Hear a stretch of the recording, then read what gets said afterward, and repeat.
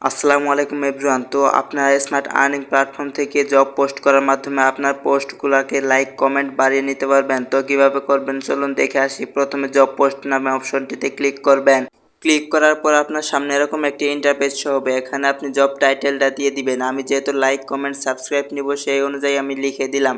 তারপর ডেসক্রিপশন বক্সে আমি যেহেতু কপি করে রাখছি আমি এখানে পেস্ট করে দিব। আপনি যেইগুলা কাজকে আর কি নিতে চাচ্ছেন সেইগুলো এখানে লিখে দিবেন।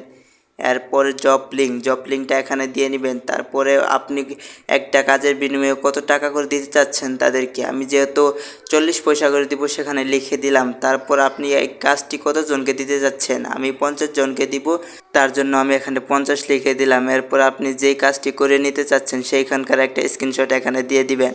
এখানে দেওয়ার পরে জব সাবমিট করুন, এই অপশনটিতে ক্লিক করলে আপনার জবটি সাবমিট হয়ে যাবে।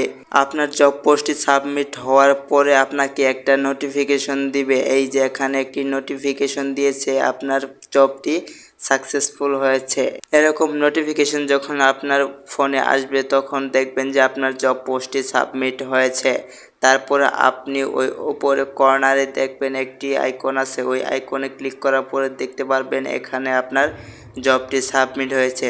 তারপরে অ্যাডমিনরা চেক করে দেখবে আপনার জব পোস্টটি যদি সঠিকভাবে করা থাকে তাইলে তারা অ্যাপ্রুভ করে দেবে।